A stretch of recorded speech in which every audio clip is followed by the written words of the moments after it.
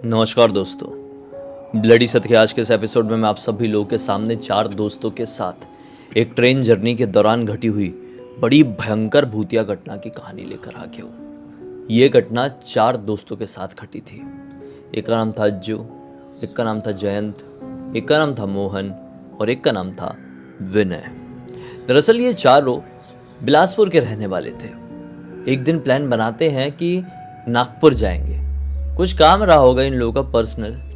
Date कब, मतलब इन लोगों ने म्यूचुअली डिसाइड किए कब जाना है कब नहीं। तो एक डेट मिल गई कि हाँ इतनी तारीख को निकलते, अपना ये काम निपटाएंगे फिर रिटर्न मार देंगे। फिर आती है रेलवे रिजर्वेशन वाली बात। ये लोग बहुत रिजर्वेशन कराने का ट्राई करते हैं कि दिन के समय का कोई हमको ट्रेन मिल जाए, लेकिन नहीं हो पा रहा था। ट्रेन एक ही अवेलेबल थी जो रात की थी। बिलासपुर से ये ट्रेन नागपुर के लिए रात के लगभग 10 साढ़े 10 बजे के आसपास निकलती थी। इन लोगों का बिल्कुल मन नहीं था उस ट्रेन से जाने का। शायद इनकी टाइमिंग मैच नहीं होनी थी जिस भी काम से ये नागपुर जा रहे हो। फिर भी अब कोई ऑप्शन नहीं बचता है तो एक स्लीपर क्लास इन लोगों को मिल जाता है उसी ट्रेन में जिससे जाना नहीं चाह रहे थे। और ये कोई कोरबा एक्सप्रेस करके ट्रेन थी। बोले ठीक है, बुकिंग कर लिए और फिर पैकिंग वैकिंग करके उस डेट का इंतज़ार करने लगे कि भाई वो डेट आए और हम लोग अपना काम करने के लिए निकले। जी हाँ, पैकिंग वगैरह इन लोगों ने पहले ही कर लिए थे क्योंकि क्या अपने अपने कामों में थोड़ा बिजी रहते थे, मैच्योर्ड लड़के थे, पढ़ाई लिखाई थोड़ी कंप्लीट हो गई थी। अब वो डेट आ जाती है, सभी लोगों ने फटाफट अपना सामान उठाए और पहुंच गए बिलासपुर रेलवे स्टेशन रात के लगभग 9:45 बजे के आसपास। दरअसल आज रोज के कंपैरिजन में यहाँ पर स्टेशन में बहुत कम हलचल थी, ज़्यादा लोग थे ही नहीं। पता नहीं क्यों, अक्सर ऐसा नहीं होता है। इतने बजे अच्छी खासी भीड़ रहती है बिलासपुर में, लेकिन कोई बात नहीं। ये लोग उस स्टेशन के एक स्टील वाली बेंच में बैठकर इंतज़ार करने लगे ट्रेन का कि हमारी ट्रेन आएगी जाएगी। समय से 10 मिनट बाद अनाउंस होता है कि ये ट्रेन कोरबा एक्सप्रेस अब प्लेटफॉर्म नंबर इतने इतने में आने वाली है। ये लोग बोले चलो अच्छा हम सही जगह बैठे हुए हैं। फिर डब्बों के नंबर लग गए, बिल्कुल डब्बे के सामने पहुंच गए अपने वाले। S3 था इनका। ट्रेन आती है, ट्रेन में बढ़िया से सवार हो जाते हैं। विनय को पता नहीं क्यों पिछले 2-3 दिन से शरीर में थोड़ी घुटन घुटन सी लग रही थी। तो विनय बोलता है यार मैं ना ये जो अपनी जो बुकिंग हुई है उसमें अपने को एक साइड लोअर मिला हुआ है, मैं साइड लोअर में बैठता हूँ, तुम अपनी अपनी सीट में बैठो। क्योंकि क्या है ना कि विंडो के पास बैठूंगा, फ्रेश एयर मिलेगी, थोड़ा अच्छा लगेगा। हालांकि हल्की फुल्की ठंड का टाइम था, ये सितंबर अक्टूबर का समय रहा होगा। तो बोले ठीक है तू बैठ जा। विनय उस साइड लोअर में बैठ गया। साइड लोअर मालूम समझ रहे ना आप, जैसे ये ट्रेन होती है तो एक राइट साइड में होता है और लेफ्ट साइड में होता है। लेफ्ट साइड में कैसा रहता है, पूरी प्रॉपर बर्थ रहती है ना आमने सामने, लेकिन इस तरफ राइट साइड में कैसा रहता है, एक लोअर बर्थ रहती है और एक अपर बर्थ रहती है विंडो के साइड में, है ना वैसा। तो इसने बोला वहाँ बैठ जाता हूँ, तो वहाँ पे बैठ गया, है ना। ट्रेन 2-3 मिनट रुक के अब बिलासपुर से निकलने के लिए हॉर्न मारती है। जो लोग नीचे थे वो फटाफट चढ़ते हैं। ट्रेन अब धीरे धीरे करके अपने प्लेटफॉर्म से आगे बढ़ने लगती है, बिलासपुर को पीछे छोड़ने के लिए, अपनी नागपुर वाली जर्नी को कंटिन्यू करने के लिए। स्टेशन से यानी कि प्लेटफॉर्म से जैसे ही ट्रेन हल्की सी आगे बढ़ी है, मतलब खास इनका डब्बे वाली ही बात कह लो, इनका डब्बा थोड़ा आगे निकला ही है कि अचानक से विनय को क्या दिखाई देता है कि बिल्कुल ट्रेन की बराबरी में एक आदमी दौड़ रहा है। नॉर्मल सा आदमी है, थोड़ा हट्टा कट्टा है और बार बार वो विनय को देखकर बोल रहा है भाई साहब ट्रेन रोकी है ना, कैसे भी करके मुझे ऊपर चढ़ना है, मेरे परिवार के लोग हैं ट्रेन में, रोके ना भाई साहब। तो विनय को लगता है अरे बाप रे, कोई नीचे छूट गया है, शायद कोई गाँव से बैठा होगा और किसी रीज़न से कुछ खरीदने के लिए नीचे उतरा होगा, ऊपर नहीं चढ़ पाया। तो ट्रेन का चेन तो नहीं खींचता हूँ लेकिन बाहर जाता हूँ। ये दोस्त लोग उसके बैठे हुए हैं, दोस्तों को नहीं पता क्योंकि दोस्त अपने बात करने मशगूल। ये सिर्फ दिखाई दिया आदमी इधर पे, जैसे ये बैठा हो ना, ये विंडो है इसकी, विनय की विंडो से ही दौड़ते दौड़ते उसने बोला। तो विनय फटाक से उठा और वो दरवाजे तरफ गया अपनी बोगी के, दरवाजे को खोला ही है। ट्रेन हल्की सी रफ्तार पकड़ ली थी, दरवाज़ा खोला ही है कि खट से एक ठंडी हवा का झोंका इसके मुंह को छूकर अंदर गया। मेरे चेहरे में ऐसा ठंडा ठंडा सा फील हुआ। बोले यार इतनी भी ठंडी नहीं थी। खैर आदमी का है, मुंह निकाल के बाहर देखने की कोशिश किया लेकिन आदमी कहीं दिखाई नहीं दिया। इसको लगा कि शायद हो सकता है जब तक मैं यहाँ पर आ रहा था ट्रेन ने रफ्तार तो पकड़ ही ली थी, पीछे वाला डब्बा आगे बढ़ गया होगा और इसने पीछे वाले डब्बे में पकड़ कर अंदर एंटर कर लिया होगा। ठीक है, इसलिए वो मुझे दिखाई नहीं दे रहा है। चलो अच्छा है। उसने जैसे ही दरवाज़ा बंद किया है बोगी का, दरवाज़ा बंद करता हूँ, अपनी सीट में जाके बैठता हूँ। जिसकी मदद करने जा रहा था वो तो खुद की मदद कर लिया है। अपनी सीट में बैठने के लिए 2 कदम आगे बढ़ाया ही है। अभी दरवाजे के पास ही था ये बोगी कि सिर्फ 2 कदम आगे बढ़ाया ही था। एकदम ऐसा झटका सा लगा पूरी बॉडी में, पूरी बॉडी सुन्न पड़ गई और मुंह के बाद भाड़ से नीचे गिरा। ऐसा नीचे गिरा तो इसका जो दांत था ये होठ में लगा और यहाँ से खून बहने लगा। किस्मत से एक अंकल जी खड़े थे बिल्कुल जहाँ पर वो जो हाथ वाथ धोते ना, वॉश बेसिन होता है बाथरूम से जैसे ही निकलते अपन ट्रेन के डब्बे से, वहाँ पर शायद हाथ धो रहे थे और कुछ कर रहे थे। ज़्यादा उम्र के अंकल जी, कुर्ता पैजामा पहने हुए थे, चश्मा लगाए हुए थे। वो अंकल जी ने देख लिए, अरे बेटा क्या हो गया क्या हो गया। उसको बड़ी हिम्मत से उठाए हैं, उसके चेहरे वेहरे में पानी डाले हैं, फिर अंदर जाके देखने की कोशिश की है कि कोई है क्या इसके पहचान वाला। 1-2 लोगों से पूछे भी, अरे वो लड़का उधर पे गिर गया जानते हो क्या। तो पूछते पूछते अंकल जी इसके दोस्तों के पास पहुंच गए और दोस्त ने बोले हाँ हमारा दोस्त है विनय है क्या। जाकर देखा विनय ही बेहोश था। विनय को जैसे तैसे करके उठाकर लेकर आए, उसकी सीट में बिठाया और विनय ने ये बात अपने सारे दोस्तों को बताया कि मैंने अभी क्या देखा, क्या एक्सपीरियंस किया। अजीब सा बॉडी में एक झटका सा लगा, जैसे मुझे लगा कि मुझे कोई करंट लगा हो और मैं मुंह के बल गिरा हूँ, मुझे याद है।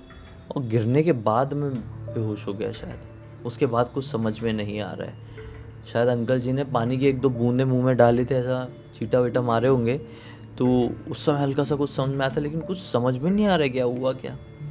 दोस्त लोग बोलते हो सकता है तेरी तबीयत ख़राब है, इस रीज़न से हुआ होगा। 2-3 दिन से तू बोल रहा है ना तुझे घुटन घुटन सी लग रही है, कुछ बीपी वगैरह की प्रॉब्लम होगी, चेकअप करा लेंगे। नागपुर तो जा ही रहे हैं, नागपुर में बड़े बड़े अस्पताल हैं, बड़े बड़े डॉक्टर बैठते हैं, उनको दिखा लेंगे। ठीक है चलो अभी कैसा करें, खाना पीना खा के आए थे घर से, बोले अब सो जाते हैं। तो ये जो अपर बर्थ वाला बंदा था जहाँ पर विनय बैठा हुआ था वो चढ़ा नहीं है अभी तक। रायपुर क्रॉस हो गया, दुर्ग क्रॉस हो गया। ट्रेन में इस बोगी में थोड़े बहुत कम ही लोग हैं, ठीक है, सब अपनी अपनी सीट में अब सोने की फुल इंतज़ाम में है। और बिस्तर में लेटते से ही, मतलब वो जो बर्थ है उसमें लेटते से ही अपने विनय को नींद आ गई। रायपुर दुर्ग क्रॉस हो गया था, मैं फिर से बता रहा हूँ, इसको याद है। अजीब सा सपना देखा, अजीब सा। इसने देखा कि एक खुले बाल वाला आदमी, खुले बाल मतलब उसके बहुत लंबे बाल हैं इसलिए मैं खुले बाल कह रहा हूँ, लंबे बाल हैं, थोड़े ब्राउनिश हेयर्स हैं, जैसे समझ लो सफ़ेद बाल में अगर मिट्टी लग जाएगी तो कैसे दिखेंगे, वो ब्राउनिश हेयर्स है। वो अपने बाल ऐसे लहराते हुए कहीं जंगल में दौड़ रहा है। उसके बाल लंबे होते जा रहे, लंबे होते जा रहे, होते जा रहे। उसके बाल इतने लंबे हो गए कि विनय के घर तक पहुंच गए। पता नहीं वो कहाँ के जंगल में दौड़ रहा था, वहाँ से उस आदमी के बाल लंबे होना शुरू हुए और विनय के घर तक पहुँच गए। और विनय अपने बिस्तर में सो रहा था और उसके पैर को जकड़ने से लगे, तो बड़बड़ा कर उठ गया। ये कैसा सपना है साला, ये है क्या सपना। कई बार ऐसे अतरंगी अजीबोगरीब सपने किसी को भी आ जाते हैं, ठीक है, लेकिन ये बड़बड़ा कर उठा, उस सपने से डर गए। तो जागने के बाद क्या नज़ारा देखता है ये कि इस बोगी में जितने भी लोग थे, इनके दोस्तों को मिला के वो सब गायब हो गए, कोई भी नहीं है। बोला अरे सब लड़के लोग कहाँ गए मेरे, पूरा बोगी कैसे खाली हो गया, ये ट्रेन चल रही है। डर कर थोड़ा उठ गया कि साला मैं कहीं बहुत आगे तो नहीं, कि हो क्या गया। मतलब इंस्टेंस में लोगों के दिमाग में यही आएगा कि हो क्या गया है, सब लोग उतर गए या फिर मैं पीछे छूट गया, मुझे मेरे दोस्त भूल गए, क्या हुआ। ऐसा भड़बड़ा के उठा ही अपने बर्थ से, किसको ना पीछे से कोई कंधे में ऐसा टैप करता है। ये पलट कर देखता है तो क्या पाता है, ये लोअर बर्थ में था ना, साइड लोअर में था ना, ये देखता है पलट कर कि साइड अपर में, मतलब जिस बर्थ में सो रहा था उसी बर्थ के ऊपर वाले में सेम वही आदमी बैठा हुआ था जिसको सपने में दिखाई दिया था, लंबे खुले बाल वाला। और इसका जो कपड़ा का वो था, स्टाइल था, जो कदकाठी दिखाई दे रही थी, ये सेम टू सेम उसी आदमी से मैच हो रही थी जो कि खिड़की के बराबरी से भागा था बिलासपुर स्टेशन के इधर पे, और बोल रहा था भाई साहब मुझे अंदर ले लो, मेरा पूरा परिवार है, जिसके लिए खोलने के लिए गया था दरवाज़ा। सेम वही आदमी की कदकाठी इसको दिखी, कपड़ा भी वैसे ही दिखा। खाली वो उस समय चेहरा अच्छे से नोटिस नहीं कर पाया था क्योंकि जल्दी जल्दी में देखा था कि अरे कोई भाग रहा है, किसी को मदद चाहिए, जाके खोल लेता हूँ। अभी ये देख रहा है, सपने में देख लिया था और अभी देख रहा है, तो बोल रहा ये कैसे हो सकता है, जो मुझे सपने में दिखाई दिया मेरे सामने कैसे आ सकता है डुप्लीकेट। ये उसे कुछ बोल पाता भाई कि उससे पहले फिर से इसके दिमाग में ना, मतलब यहाँ से होता था, इसको यहाँ से एक करंट जैसा निकला और दिमाग में जाके ऐसा अजीब सा हिट किया, और फिर ये पूरा कांपने लगा, वाइब्रेट करने लगा उसी आदमी को देखते देखते। अब बोलने की कोशिश कर रहा है कि मुझे बचाओ, इसको ट्रेन की चेन दिखाई दे रही है कि मैं चेन खींच दूँ, कुछ इसका शरीर काम कर ही नहीं रहा है। कितने में फिर से एक ठंडी हवा का झोंका आया अंदर, और ठंडी हवा के झोंके के साथ इसकी नज़र घूमी उस तरफ जहाँ से ये हवा आया। क्या देखता है कि हवा तो दरवाजे से आ रही है बोगी के, जो खुला हुआ है। ये जो लाइटें हैं बोगी के अंदर की वो जल रही थी, अब बंद चालू बंद चालू बंद चालू होने लगी, और वो जो आदमी था जो अपर बर्थ में बैठा बैठा इसे देखकर मुस्कुरा रहा है, उसके बाल लंबे होने लगे जैसे कि सपने में हो रहे थे, सेम टू सेम। इसको ऐसा डर लगा, बोला कि ये कोई भूत बात है, इससे मरने से अच्छा मैं चलती ट्रेन से कूद जाता हूँ, शायद बच जाऊंगा।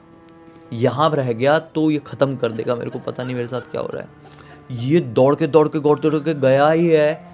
जैसे वो दरवाज़ा आया, एक पैर बाहर बढ़ाया कि किसी ने फट से इसको पीछे से खींचा, और ये जैसे गिरा है ना उल्टा, कि ये रियलाइजेशन में आया अपने शिट, ट्रेन में सब कुछ नॉर्मल है।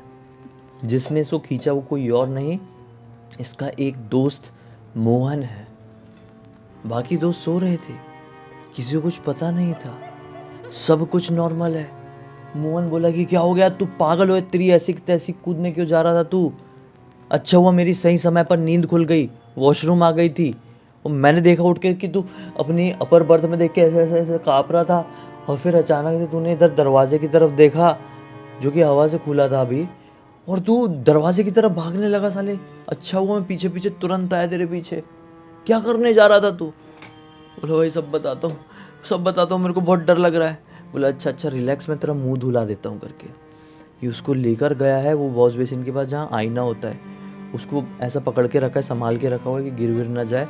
उसके ऐसे मुँह धुला रहा है कि अचानक से इसकी नज़र पड़ी उस आईने से पीछे की तरफ, इसकी मोहन की। उसको भी वही आदमी दिखाई दिया। दोनों ने जब कन्वर्सेशन किए होंगे ना, तब पता चला कि ये वही आदमी था।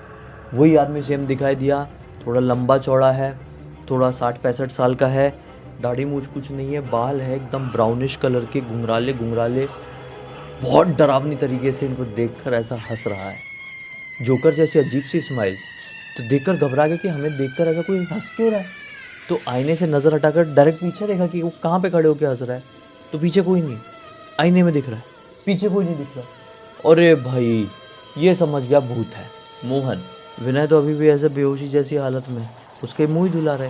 ये फटाफट ऐसा देख लिया मोहन ने विनय को चिल्लाया, विनय भाग यहाँ से। तो ये दोनों दौड़ते गए और दूसरी बर्थ में चले गए। दूसरी बर्थ जो कि समझ लो एसी वाली जो बर्थ लग जाती है ना, उस तरफ थी। फिर उसके बाद वहाँ पर दरवाजे के अंदर घुसे हैं और वहाँ पर कुछ लोग जाग रहे थे, उन लोगों के बीच में ये बैठ गए। बाकी दोस्त लोग जो सो रहे हैं उनको किसी चीज़ की कोई भनक नहीं, पूरी रात बैठे रहे उसी एसी वाली बर्थ में। टीसी नहीं आया। फिर होती है कि सुबह हो जाती है, समय हो जाता है, फिर नागपुर आ जाता है। फिर नागपुर आने के बाद ये नागपुर में वो दोस्त लोग उठे होंगे, बोले अरे किधर गए। फिर फ़ोन लगाया इन लोगों को, कहाँ हो? बोले नहीं हम एसी में। बोले एसी में क्यों? बोले आके समझाते हैं। तो फटाफट ये लोग मिले, नागपुर में उतरे और पूरी बात डिस्कस की कि ऐसा एक्सपीरियंस किया पहले विनय ने। फिर मोहन ने बताया कि यार मुझे भी सेम टू सेम चीज़ दिखाई दी।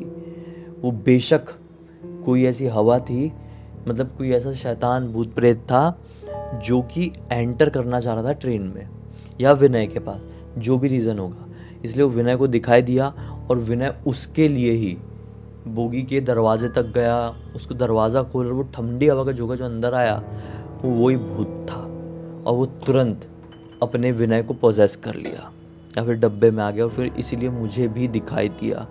जो भी बात रही हो भाई, वो भूत ही था जो कि विनय की गलती से अंदर आया था। तो जो लोग सब लोग बोलते अरे भाई ये बड़ी डरावनी चीज़ हो गई, तुम लोगों को उठाना चाहिए था। इन लोगों ने बोले क्या उठाना चाहिए था यार, हमने कैसे काटे कैसे फेस किया हम ही जानते हैं। अज्जू ने बोला कि चलो कोई बात नहीं, यहाँ पर एक बहुत प्रसिद्ध दरगाह है, मैं दर्शन करवाने ले चलता हूँ तुमको। अज्जू नागपुर की जो एक दरगाह है आप लोगों को मालूम होगा, वहाँ पर बहुत रेगुलरली आता जाता था। तो लेकर गया अपने फ्रेंड्स को, बाकी तीनों फ्रेंड्स को, वहाँ पर दर्शन किए हैं, दरगाह में आशीर्वाद लिए हैं। उसके बाद मन में थोड़ी ठंडक पड़ी, फिर अपना नागपुर का काम कंप्लीट किए भैया। थोड़ा डॉक्टर को भी दिखा दिए विनय को, पूरी बात डॉक्टर को नहीं बताया, डॉक्टर को बताएंगे डॉक्टर बोले पागल हो गए साले कुछ भी बोल रहे हैं। ठीक है, डॉक्टर को दिखा दी, थोड़ी दवाई मिल गई। उसके बाद ये लोग फिर अपने बिलासपुर आ गए। उस दिन से इन लोगों ने कसम खा ली है कि हम अब कुछ भी हो जाए रात के समय की कोई ट्रेन नहीं पकड़ेंगे।